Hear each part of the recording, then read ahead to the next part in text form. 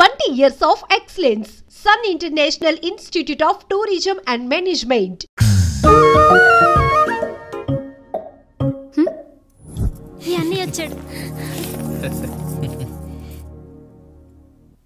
పిల్లలు గదిలోకి వెళ్ళారా? వెళ్ళారండి.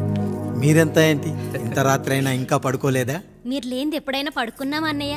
అందరం కలిసే కదా పడుకునేది మావయ్య. సరే సరే, అందరం పెద్దోడి గదిలో పడుకుందాం. ఈ రోజు వాడి శోభనం కదా, అసలే కొత్త. పక్కనుంటే ధైర్యంగా ఉంటుంది. పక్క నుండి దగ్గరుండి జరిపిద్దాం, పదండి.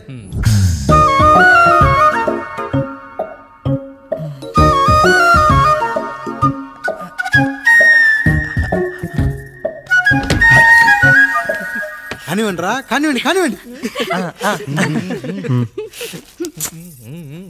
మీరేంటి మావయ్య ఇక్కడ పడుకుంటున్నారు? అదేంటమ్మా పెద్దోడా, చెప్పలేదా? మేమంతా కలిసే పడుకుంటామమ్మా. నువ్వు మాతో పాటే. అవును భార్గవి. మీరు ఊరుకోండి. మీరు ఇక్కడ పడుకోవడం నాకు ఇష్టం లేదు మావయ్య.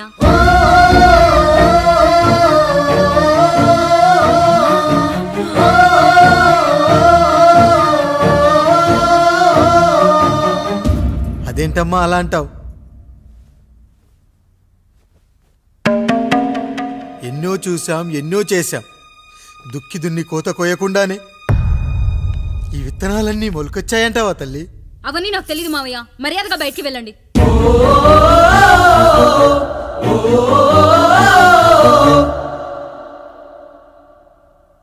కనీసం ఆ మూలనైనా పడుకుంటామమ్మా. నువ్వైనా చెప్పరా పెద్దోడా? అంటే తను ఇబ్బంది పడుతుంది కదా నాన్న.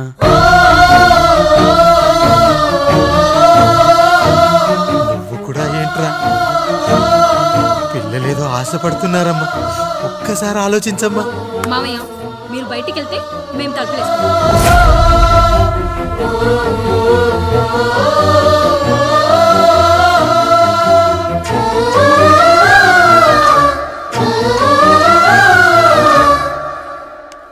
వేసుకోండి అమ్మా, వేసుకోండి. తలుపులు వేసుకోండి.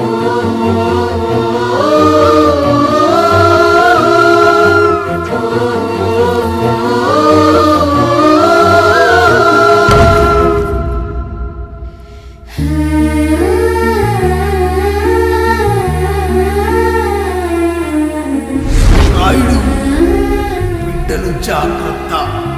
ఈ రోజు నుంచి వీళ్ళంతా నీ తమ్ముళ్ళు చెల్లెళ్ళు కాదు, నీ బిడ్డలు.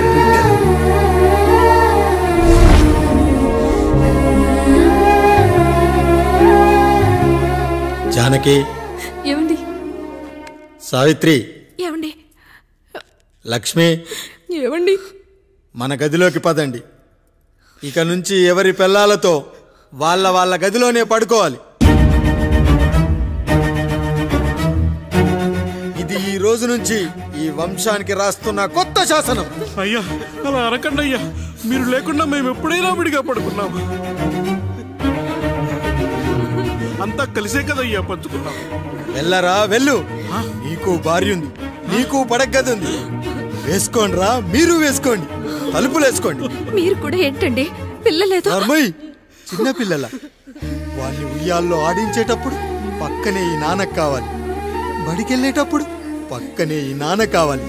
గుడికెళ్ళేటప్పుడు కూడా పక్కనే ఈ నాన్న కావాలి.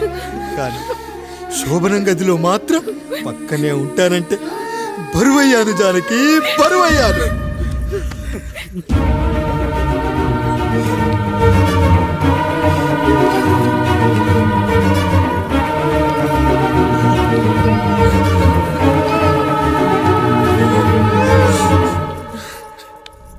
ఏంటండి ఇంకా అదే ఆలోచిస్తున్నారా? ఎలా మర్చిపోగలను లక్ష్మి? జరిగింది ఏదో జరిగిపోయింది. మీరు బాధపడకండి. ఎంత మాట అన్నాడో చూసావా? నా భార్య ఇబ్బంది పడుతుంది, బయటికెళ్ళండి నాన్న అన్నాడు. వాణ్ణి ఎలా పెంచాను? చదువుకుంటే పై చదువులకు వాడు వేరే ఊరు వెళ్లాల్సి వస్తుందని చదివే మాన్పించేశాను. జ్వరం వస్తే ఆ మాత్రలు చేదుగా ఉంటాయని నేనే మింగాను. నోరు తెరిచి అమ్మ కావాలన్నప్పుడల్లా ఎంతమంది అమ్మల్ని ఇచ్చాను. నాన్న అన్న ప్రతిసారి నాన్నల్ని ఇవ్వలేకపోయానని వాడికి నా మీద కోపమో ఏమో జానకి. నిజమేనండి, మనమంతా ఇలా లేమే. మన కుటుంబానికి దిష్టి తగిలింది. మా నాన్న మరణంతో ఆస్తిపోయి తమ్ముళ్ళతో నడి రోడ్డున పడ్డప్పుడు ఇలాంటి కష్టాన్ని మొదటిసారి అనుభవించాను. అయ్యా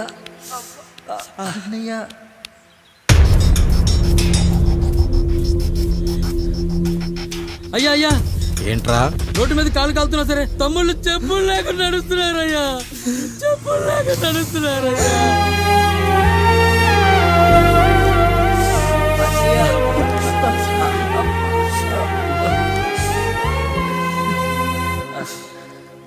చెప్పులు లేకుండా నడుస్తుంటే కాళ్ళు కాలుతున్నాయట్రా.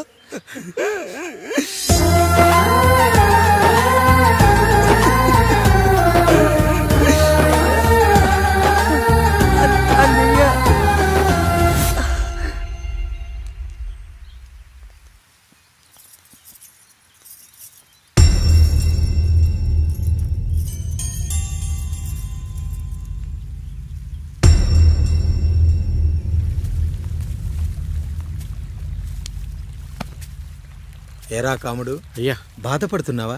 పెళ్ళేమైనా చేయమంటావా? వద్దులేండి అయ్యా, నాకు ఇది ఉందిగా చాలు, దీంతో నేను ఎలాగోలా సరిపెట్టుకుంటాను. దీనితో పాటు జీవితంలో నీకు ఓ తోడు కావాలి. రే గంటోడా అయ్యా, ఇక నుంచి కష్టాల్లో సుఖాల్లో వీడికి అన్నీ నువ్వేరా. మీరు శాసించాక నేను వేరే ఏదైనా ఆశించగలనా పెద్దయ్యా?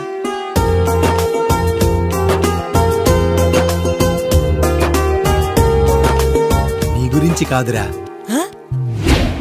మీ అక్కది చాలా గొప్ప మంచి మనసని విన్నాను. ఈ కాముడికి ఆ రాముడి గుళ్ళో పెళ్లి చెయ్యి. అయ్యా, దాన్ని పెళ్లి చేసుకుంటే దాని భర్త చనిపోతాడని జాతకంలో ఉందయ్యా. మీరంతా కలకాలం ఉంటారంట్రా. వీడు పోతే నేను లేనా, చూసుకోలేనా? నువ్వు పెళ్లి చెయ్యి, పెళ్లి చేయరా.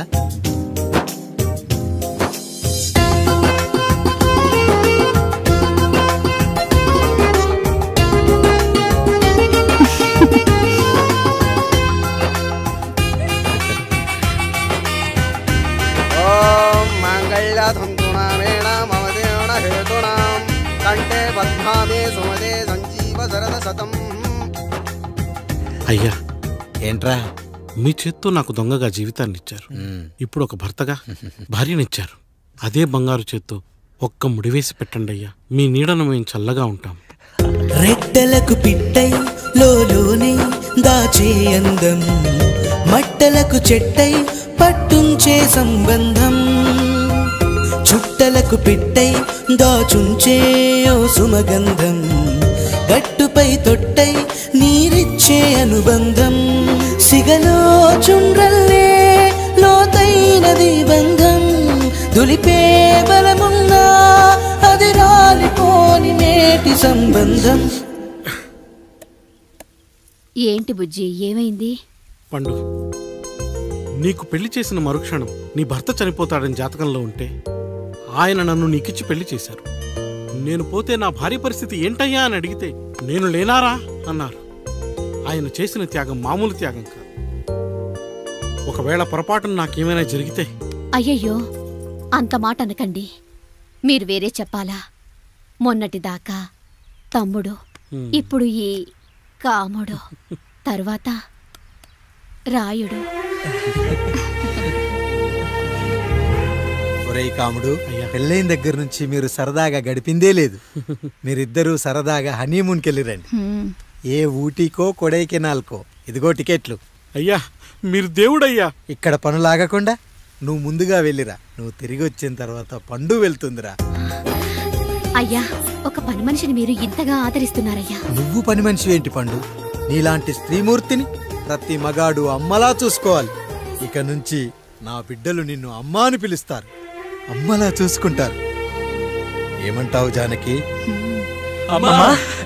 రెట్టలకు పిట్టై లోలోనే దాచే అందం, మట్టలకు చెట్టై పట్టుంచే సంబంధం, చుట్టలకు పెట్టై దాచుంచే ఓ సుమగంధం, మనకి ఎంత బాధగా ఉంటుంది, అన్నయ్యకి ఇంకెంత బాధగా ఉంటుంది. సిగలో చుండ్రల్లే నీ బాధ నా బాధ కాదట్రా. దులిపే బలమున్నా అది రాలిపోని నేటి సంబంధం.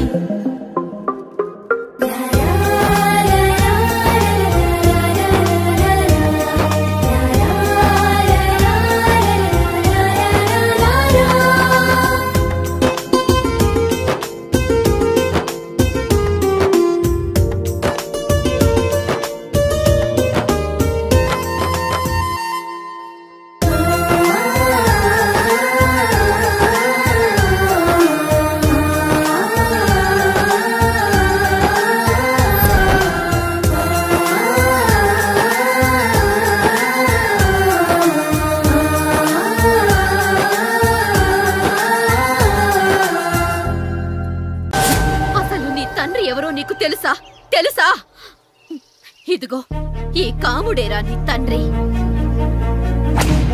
గేదె నల్లగా ఉన్నంత మాత్రాన పాలు తెల్లగా ఎలా ఉన్నాయనే కదరా నీ ప్రశ్న.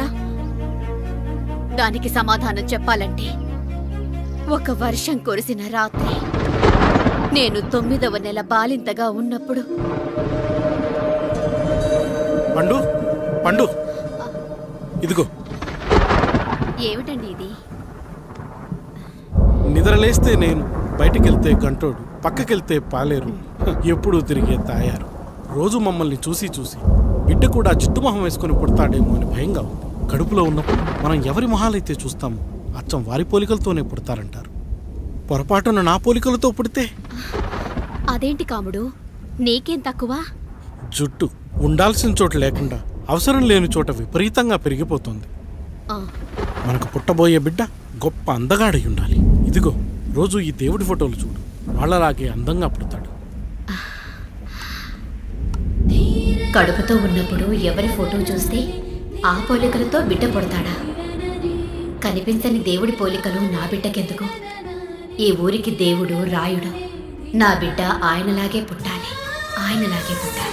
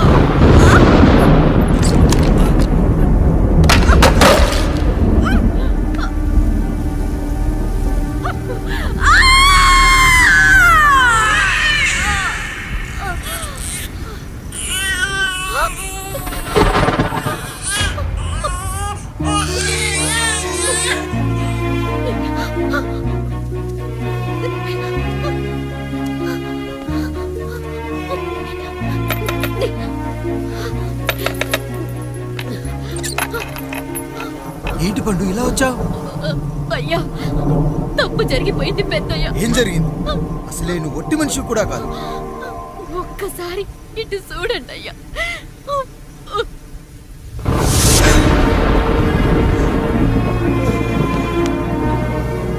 వీడేంటి అచ్చం నాలా ఉన్నాడు? అసలేంటి, ఎందుకు ఇలా జరిగింది?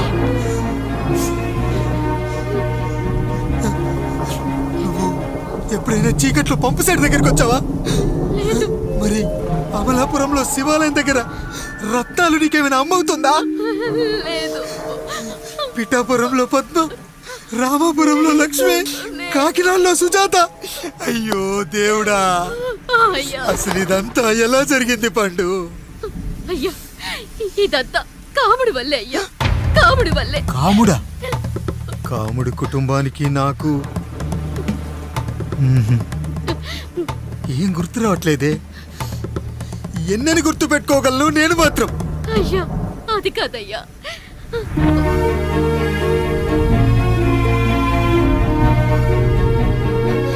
అలా రోజు మీ ఫోటో చూసి చూసి అచ్చం మీలాగే పుట్టాడు. అయ్యో, నా పోలికతో బిడ్డ కావాలనుకోవడం ఏంటి పండు? నువ్విలా చేయడం ఏంటి పండు? పోలికల కోసం ఫోటోలు ఎందుకు చూసావు పండు? అందుకే కదయ్యా ముందు ఆ డైలాగ్ చెప్పాను, తప్పు జరిగిందని. ఇప్పుడు ఏం చెయ్యాలయ్యా? స్వచ్ఛమైన మన ప్రేమను ఈ పాడులోకం అర్థం చేసుకోదు. కనీసం మీ ఇద్దరి జీవితం బాగున్నా ఆనందపడేవాడి. వీణ్ణి ఇక్కడ ఉంచొద్దు పండు, బయటికి పంపించు. బయటికి పంపించి బాగా చదివించు, గొప్పవాణ్ణి చెయ్యి. వీడికి అయ్యే ఖర్చంతా నేనే భరిస్తా. అవసరమైతే ఆ డబ్బు కాముడి జీతంలో కట్ చేద్దాం. అయ్యా, వెళ్లే ముందు వీడికొక పేరు పెట్టండి అయ్యా. వీడు ఇంకో రాయుడు, అంటే ఇంగ్లీష్లో అండ్ రాయుడు అండ్ రాయుడు.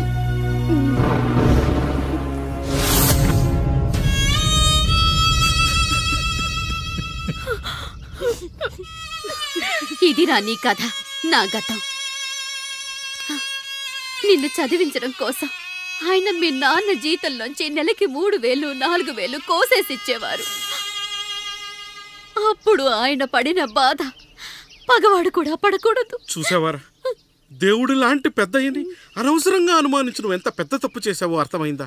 ఒకడు నిమ్మకాయ పెట్టి పసుపు వేసి ఉప్పు కలిపి పులిహోర చేయొచ్చు, కానీ ఆ పులిహోర ఎప్పటికీ దేవుడి ప్రసాదం. నువ్వు ఆ దేవుడి ప్రసాదం. ఇక ఆయనే మీ నాన్న.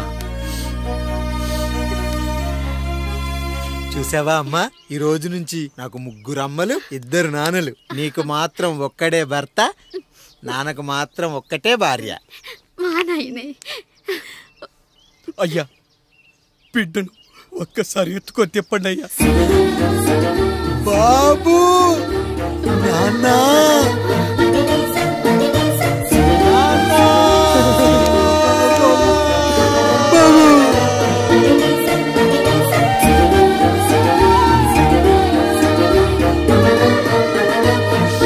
నన్ను క్షమించు నాన్న.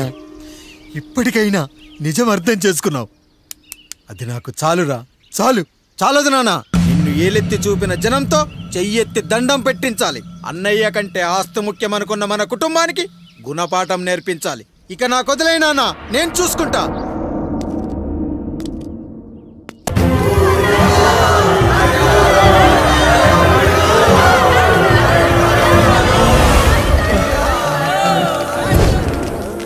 ప్రజల్లారా, నా బిడ్డల్లారా, నా జీవితం మీకే అంకితం. మళ్ళీ జన్మంటూ ఉంటే మీకోసం తిరిగి వస్తాను.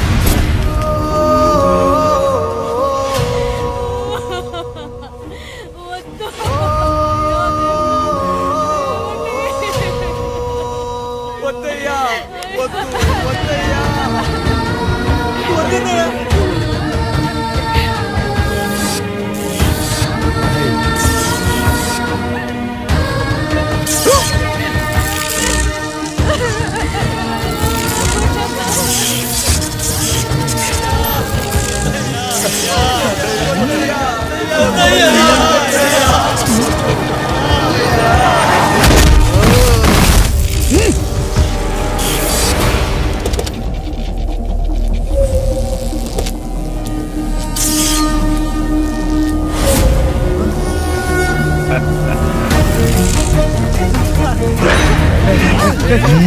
వదలరా.